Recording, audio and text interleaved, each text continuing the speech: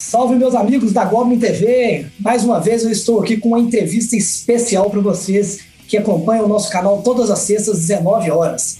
Hoje, meus amigos, eu estou trazendo para vocês uma das maiores e mais importantes bandas da cena dos anos 80, 90 e também da atualidade. Eu estou falando da banda de thrash metal Atômica. E quem está aqui para contar um pouquinho da história do Atômica, para passar várias informações legais para vocês, é o nosso amigo André Rod, baixista, membro fundador da banda, que hoje é responsável por essa grande banda do cenário brasileiro. Salve, meu irmão! Tudo bom, André? Como é que vão as coisas por aí? Fala, pessoal. Tudo bem? Lucas, obrigado pelo convite. Estamos aí. Sempre bom a gente trocar uma ideia. Ainda mais agora nesse estado de reclusão que a gente está, muito importante a gente estar aí dando ideia. Pois é. Conversar um pouquinho sobre rock. É isso aí, meu amigo. Uma satisfação imensa estar com vocês aqui, né? Com você. E eu tenho uma ligação muito importante com a Atômica, que toda vez que eu falo do Atômica, que eu lembro do Atômica, eu volto lá na minha infância, lá na minha adolescência, quando eu tinha 13 anos de idade, e numa determinada tarde de sábado, eu saio na porta da minha casa e vejo inúmeros headbangers caminhando em direção ao ginásio que estava ali a meio quarteirão da minha casa. Eu, curioso como sou, eu fui lá correndo para ver o que estava se passando.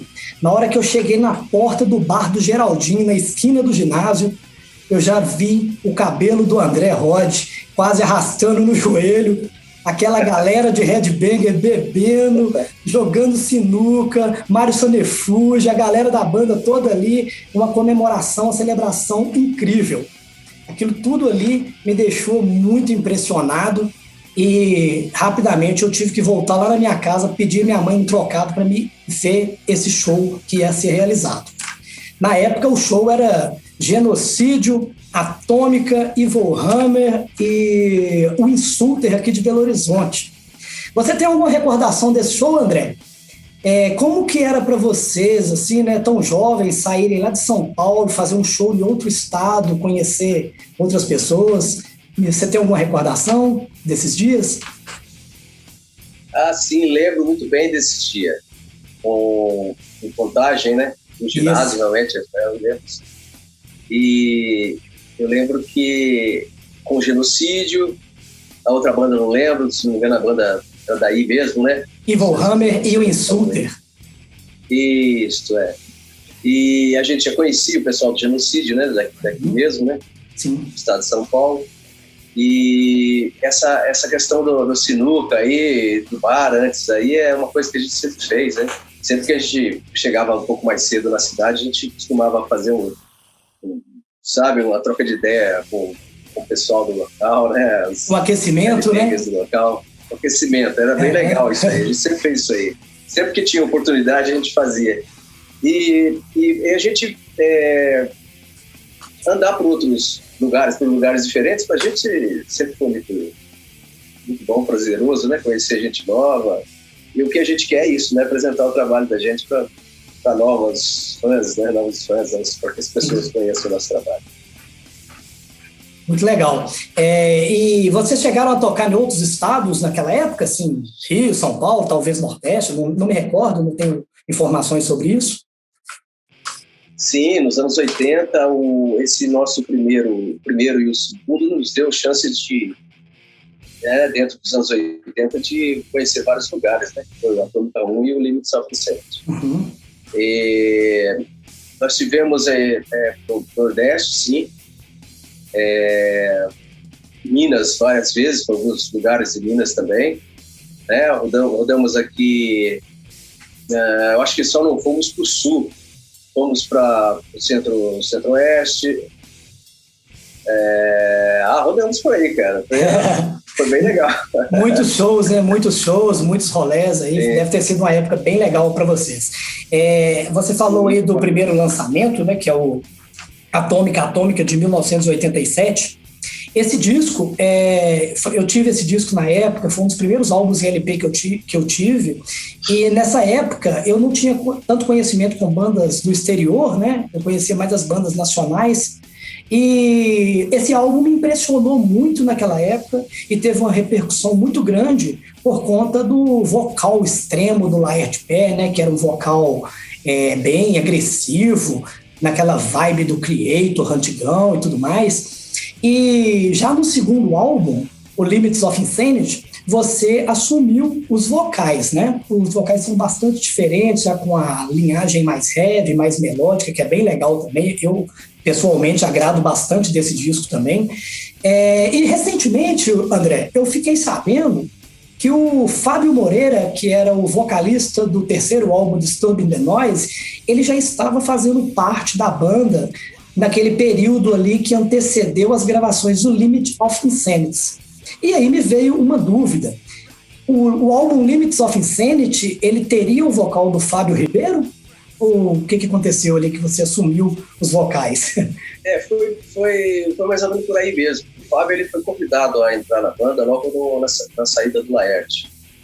Né? O Laerte chegou a fazer alguns shows com a gente, com a Atômica, divulgando o Atômica 1. E como a gente já estava preparando aí o Limits, e o Laerte saiu da banda, a gente convidou o Fábio. A gente conheceu o Fábio. O Fábio tinha uma banda já em Vitória, ele tinha uma banda chamada Thor, e a gente teve a oportunidade de conhecer um show que fizemos em Vitória. E ele foi o primeiro que veio da nossa cabeça de fazer um convite para ele participar. E foi isso mesmo, ele era para o Fábio ter gravado no Limits of Insanity. Só que nós trouxemos o Fábio para cá, para a nossa cidade, São José dos Campos, e não foi possível manter ele aqui. Era início de carreira, a gente não estava tão solidificado na cena ainda, né? E as coisas não estavam assim, legais para a gente financeiramente. E a gente não teve como manter ele aqui, e teve que voltar para lá. E acarretou nisso. E eu tive que gravar. A gente já tinha esse contrato, né? No contrato já tinha a Cogumelo, né? Sim. O primeiro foi independente, a Atômica 1 foi independente. Mas com a Cogumelo a gente tinha assinado para dois trabalhos. E o Limits seria o primeiro. Aí eu tive que ir. E você teve que se virar nos 30 ali e encaixar, né? Nossa, legal demais. E como eu disse, particularmente, eu acho o álbum muito interessante justamente por esse contraponto, né? Que ele ainda assim tem riffs e paletadas bem agressivas, uma pegada bem agressiva, e tem um vocal que já é mais melódico, né? Muitas pessoas, talvez naquela época, eu já vi muitos amigos que na época do lançamento não gostaram e hoje acham o álbum um álbum muito interessante justamente por isso. Bem legal. É verdade, isso aí é verdade. Assim, eu também já escutei algumas pessoas dizendo isso aí, que estranharam bem na época, mas que hoje vejo bem de uma maneira diferente a proposta. André, como você já percebeu, né, eu sou um cara que sempre fui fã do Atômica, sempre achei o Atômica uma das melhores e mais legais bandas de thrash metal do Brasil. O álbum Disturbing the Noise, eu considero ele um dos 10 melhores álbuns de thrash do mundo, só para você ter ideia.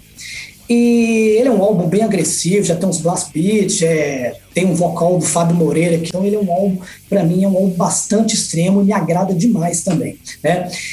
E naquele período ali, 91, 92, que foi o período que vocês lançaram esse álbum, muitas bandas, né, estavam despontando no cenário internacional, fazendo turnês, que o Sepultura é um dos símbolos dessa geração. O que aconteceu ou não aconteceu para que o Atômica despontasse no cenário internacional, assim, conseguisse talvez lançar seus discos, né, conseguir alguma turnê? Teve alguma coisa que aconteceu ali que prejudicou a banda nesse sentido? Teve sim, teve falta de um acompanhamento mais profissional, sabe? E a gente, na verdade, teve que caminhar sozinho, né? Começo de carreira, você já viu como que era. E foi um contrato que a gente não assinou, entendeu? A gente deixou de assinar um contrato que, de repente, ia fazer essa ligação do Atômica já naquela época diretamente para o exterior. Esse contrato foi assinado, na verdade, com com a gravadora aqui de um selo aqui de São Paulo, né, da capital. E aconteceu que a gente interrompeu, a gente cancelou esse contrato por motivos realmente de, como é que eu posso falar, de falta de experiência mesmo, sabe? A gente não conseguiu enxergar o que poderia nos trazer, sabe? Entendi. A gente cancelou esse contrato com a Enigma. E era um contrato que nos dava, como é que eu posso dizer? A gente estava assinando com um selo daqui, com o interesse de um selo, entendeu? Na verdade, de 2 selos do exterior. Entendi. Foi falta de experiência, falta de um acompanhamento de uma pessoa com mais visão, de repente, para poder orientar a gente do que fazer. Isso foi no começo, né? Isso aí foi uma vez que o trem passou. E, de repente, a gente não teve uma chance tão clara assim, né? E tão firme, né? Sólida de fazer, de ter essa ligação novamente, né?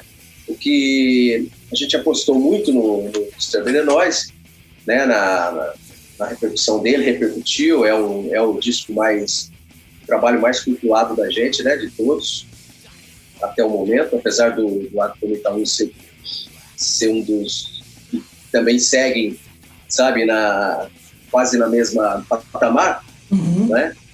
Depende muito de região, sabe, do globo, né? Tem países que gostam mais do primeiro, tem que gostam mais do segundo e do terceiro, assim. O primeiro é muito cultuado no leste europeu, aquele lado lá. Legal. Mas também o Disturbed, né? O Disturbed também o pessoal gosta muito. E foi isso que aconteceu e a gente ocasionou até num desânimo, né? Logo após o Disturbed the Noise, a gente fez uma aposta muito grande nele e a gente não teve um resultado esperado, sabe? Assim, de momento, né? E é o que a gente estava precisando. Isso aí deu uma desanimada também na gente, sabe? Por isso que teve aquela pausa, aquele intervalo aí de 8 anos, quase 10 anos mais ou menos. Entendi. Falando dessa pausa, né, eu já ia falar sobre isso. Vocês deram uma parada ali em 93 e em 2003 vocês retornaram às atividades, né? Foram aí, como você disse, quase 8 anos de pausa. O que você aprontou nesse período aí? Você tocou? O que a vida... Para que lado que a vida te levou? Sim, isso aí a gente não consegue parar, né? Aí depois eu recebi convite para fazer parte de outra banda, não era muito meu estilo, eu recusei. E o interessante é que o Atômica, ele é tipo assim, a gente não chegou a falar, acabou, sabe? Só deixou de aceitar alguns convites que não estavam vindo mais assim, sabe, com o problema é uma estrutura boa, sabe, cara, uma situação boa, e a gente começou a parar de aceitar, mas ninguém falou assim, acabou a banda, né? Foi como se fosse uma pausa mesmo, sabe, e eu fiquei, recebi uns convites para fazer cover, sabe, toquei em umas bandas de cover aqui, fiz vocal em umas, toquei em outras e foi por aí, cara, só dentro desse meio aí, não parei não. Tá certo. Continuei fazendo alguma coisa, só que autoral não, né? Autoral eu não cheguei a fazer não. Legal demais, André. Quem é músico, é apaixonado com isso, não tem jeito, né, cara? De uma forma ou de outra, tá ali tocando, nem que seja um violãozinho, compondo alguma pecinha e tal. E é muito compreensível também isso que você falou aí, né? Que a banda deu uma certa desanimada também, porque os shows que já apareciam, talvez eram shows que não dessem a estrutura, né, que a banda necessitava para poder fazer a sua apresentação de forma bastante profissional. Eu sei que isso é uma coisa que influi demais e tem certas bandas que, com certeza, não aceitam determinados shows. É bastante compreensível. Em 2003, André, vocês reuniram com alguns membros antigos da banda, né? Uma nova formação também, alguns novos membros, para realizar um show. E esse show acabou virando um CD ao vivo, que é bem legal, né? E posteriormente a esse show, parece que a banda entrou num pique ali que deu linha e acabou com essas formações gravando 2 excelentes discos, né? Que é o The Trick e o disco 4 de 2012. Eu gostaria que você me falasse um pouquinho, né, da repercussão que esses discos tiveram no Brasil e no exterior, porque esses discos são excelentes álbuns, de grande potencial, que representa muito thrash metal, mesmo nos anos 2000, com uma pegada muito forte, gravação excelente. E eu vejo falar muito pouco da repercussão desses discos. Eu queria que você me passasse a sua percepção sobre isso. Tá. Para começar, para ir um pouquinho para trás, para botar mais detalhes aí, a partir do ano 2000, eu chamei a primeira formação, tentei montar a primeira formação, mas não deu certo, foi impossível, né, para fazer essa reunião. E foi quando a gente resolveu chamar a formação do Terceiro Venenoz, que foi justamente para fazer essa apresentação que deu origem ao Back in Alive, né, o ao vivo. Esse trabalho não era para ser lançado, mas como ficou uma qualidade muito boa de gravação, a gente ofereceu lá para a Hellion, aqui da capital, né, a Hellion Discos, e eles acabaram lançando para a gente. O Fábio, ele veio a convite, para participação especial mesmo, né, para esse trabalho, para esse show, né, que chamou o show da reunião, se não me engano, a reunião, se não me engano, que chamou esse show. E ele veio só para essa apresentação. A gente seguiu um pouco em quarteto, acho que até 2006, mais ou menos. Esse trabalho é de 2004, o ao vivo. E foi até 2006, 2007, a gente manteve esse quarteto. A gente fez vários shows aqui pelo Brasil e acabou que a gente não teve como manter também essa formação. Foi quando eu retornei a chamar de novo a primeira formação, certo? Foi em 2008, né, que a gente teve, eu chamei essa formação do primeiro, original, né, a formação original. Mas também não teve jeito, sai um, daqui a pouco sai o outro, porque é muito difícil, a gente manter uma banda é muito difícil, os tempos não são, aqui no Brasil principalmente, não é tão favorável a isso, né, cara? Cada um com a sua vida já, com a sua família e tal, então acabou que foram saindo até a gente chegar com a formação para gravar o 2012, gravar o Atômica 4. Esse trabalho, ele no Brasil, ele foi bem reconhecido, né? O pessoal aqui gostou muito. A gente teve aí uma inovação de novo, que foi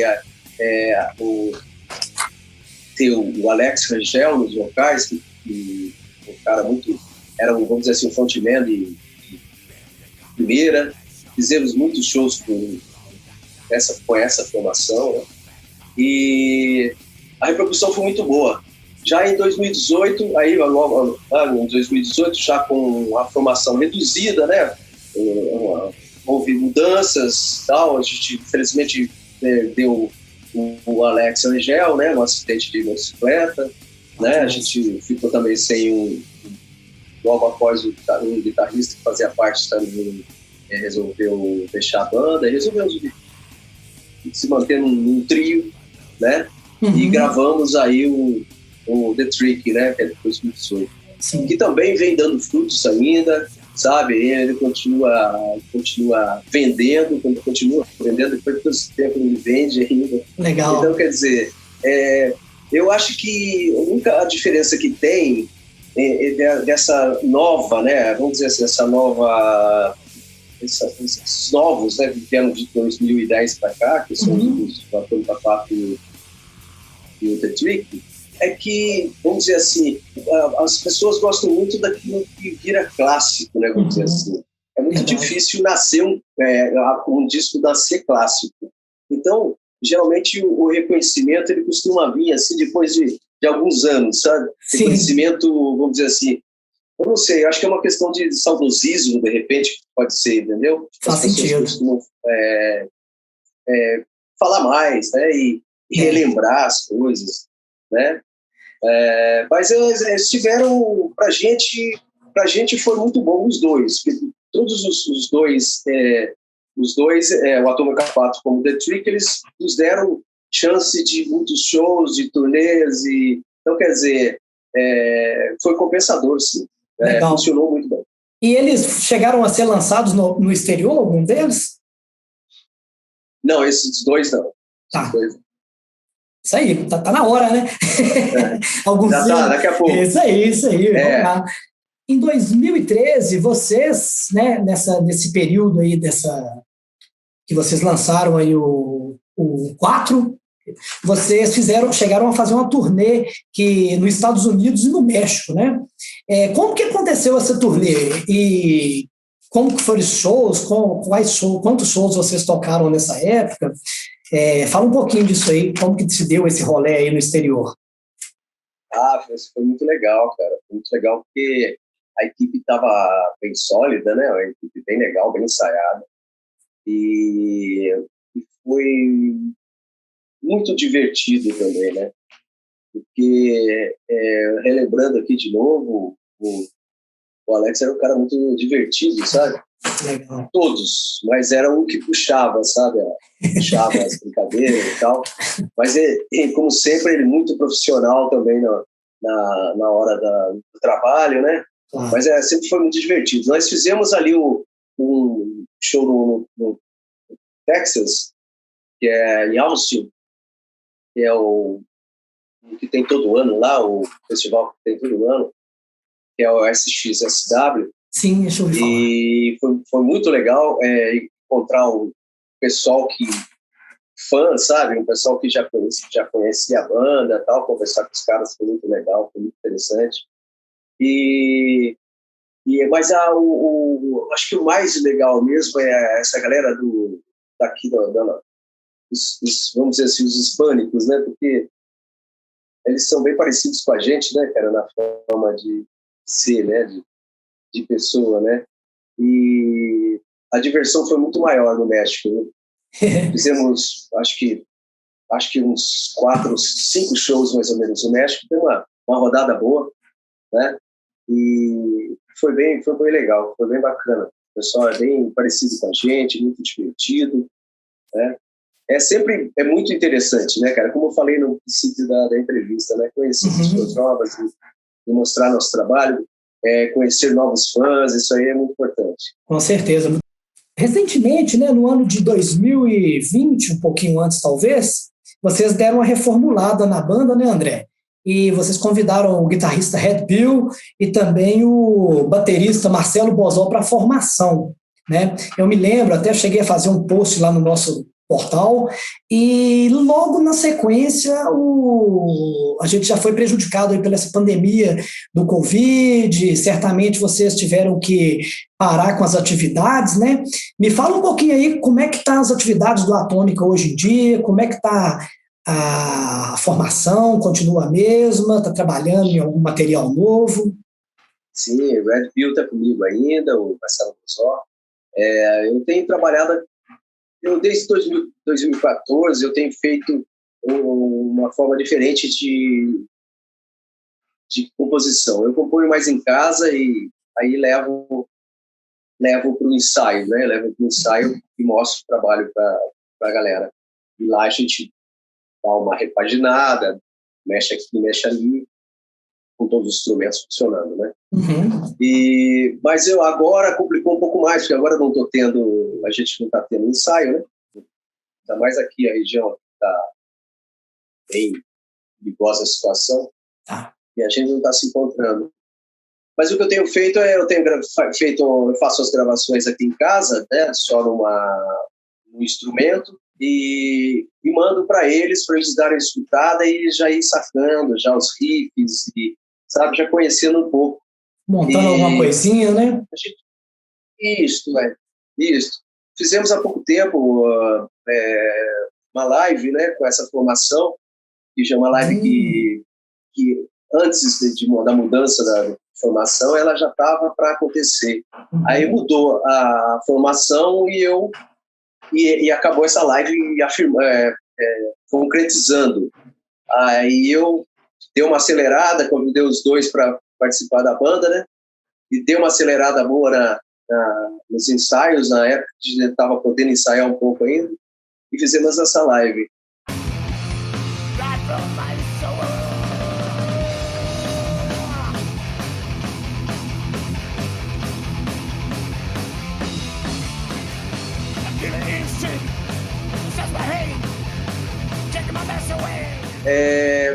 Tem alguma coisa para rolar agora, né, de online, festival, mas como a gente não tem como fazer essa gravação ao vivo, a gente vai usar esse material, né, dessa última live que fizemos. Sim. Vamos usar essa para poder dar andamento, né, junto ao festival. Eu tenho aqui, a gente continua trabalhando aqui, né, nos bastidores, né, cara, para manter a coisa funcionando, né? Tem que ser, né? Fazendo planos, pelo menos, fazendo contatos, conhecendo pessoas novas por aqui, que na hora que isso libere, a gente já tenha em mãos, né, alguma coisa mais sólida, né? Vamos dizer assim, né? Exato. O nosso empresário, ele está fazendo os contatos dele, e a gente também fazendo o possível para ter material na mão, né? Para a hora que folgar um pouco isso aqui, a gente já poder começar a mostrar um pouco do que a gente já está produzindo. Muito bom, cara. É isso aí. Não pode deixar a peteca cair, não. Tem que fazer alguma coisa, né, para poder manter a banda ativa, mesmo estando fora dos palcos e dos ensaios, né? Tem muita coisa que dá para fazer, né, André? Você tem certeza que vocês estão se organizando aí para entrar em ação para valer quando voltar tudo ao normal. Falando em pandemia, né, nesse processo todo que a gente está vivenciando aí, André, você é um cara que viveu diversos governos, já passou por vários governantes no nosso país. E esse período agora está muito complicado, né? As atitudes do governo, essa coisa toda de política, vacina que não chega. O que você tem a me dizer sobre a atuação desse governo?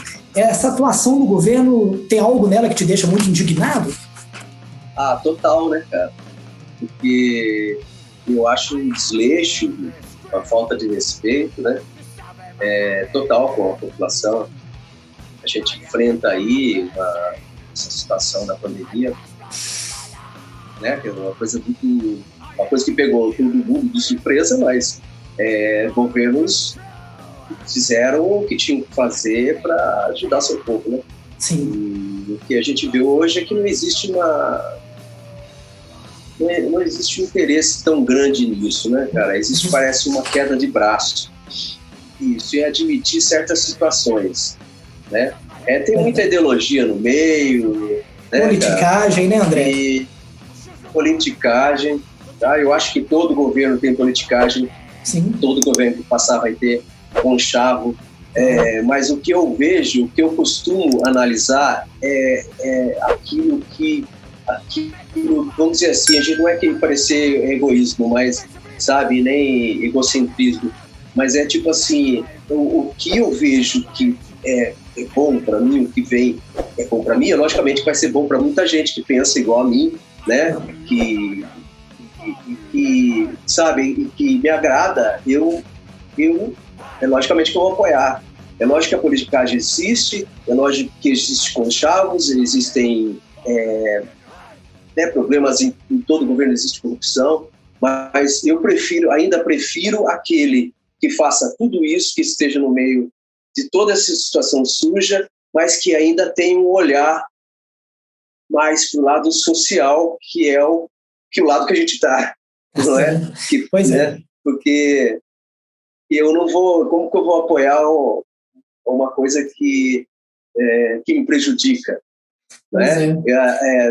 Tem um detalhe que a gente tem que, acho que as pessoas têm que entender, que todo que a gente conseguiu adquirir de direitos até hoje, a gente não pode abrir mão desse direito em função de blá, blá, blá, sabe? Tipo assim, bravata. Eu acho que a gente tem que ter a mais e não tirar aquilo que a gente já tem, que a gente conseguiu. Então, quer dizer, ajustes têm que existir, tem que acontecer, mas tem que ser de modo geral, né?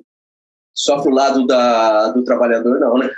É verdade. E o que está acontecendo é isso, né? Eles votaram para melhorar, supostamente, mas o trabalhador, a população pobre, carente em geral, está cada dia sofrendo mais, né, com os desagrados desse governo, dessa governança falida. Mas tenhamos fé que algum dia há de melhorar. Vamos lá, meu amigo? Sim, vamos seguir em frente. André, nós já vamos finalizar a nossa entrevista aqui. Para mim é uma satisfação imensa falar com você. Eu te agradeço demais por ter nos cedido esses minutos, né? E ter tido paciência. Para quem não sabe aqui, gente, essa entrevista a gente gravou ela anteriormente. Teve um problema na produção e acabou se perdendo os arquivos. E o nosso amigo André, ele de maior boa vontade, se colocou à disposição para a gente poder regravar e estamos aqui de volta. Finalizando a entrevista, vou deixar o nosso amigo André aí para falar com vocês, deixar as palavras finais dele para o nosso público aí da Goblin TV. Obrigadão mesmo, meu querido. Satisfação imensa, viu? Lucas, eu que agradeço aí. E sempre que precisar, se tiver, né, quiser conversar, a gente está aí à disposição. Tamo junto. Não tem problema nenhum. Né? Problemas acontecem, isso aí não tem problema. Agradecer a todos que estão aí, né, que estão assistindo a entrevista aí, né, e dizer que a Atômica segue em frente, firme, né, pelo metal, né, fazendo o que a gente gosta, né, da melhor forma possível, e vamos seguindo em frente com muita força. Saúde, né, cara, que é o que mais importa agora, né, André? Saúde, isso. É isso aí, meu amigo. É isso mesmo. Muito obrigado. Muito obrigado novamente, em nome do nosso público, eu agradeço e tamo junto, viu? A Goblin tá aí com a Atômica junto pro que der o que vier. Eu que agradeço. Até mais. É isso aí, valeu. Meu irmão. Um abraço. Valeu.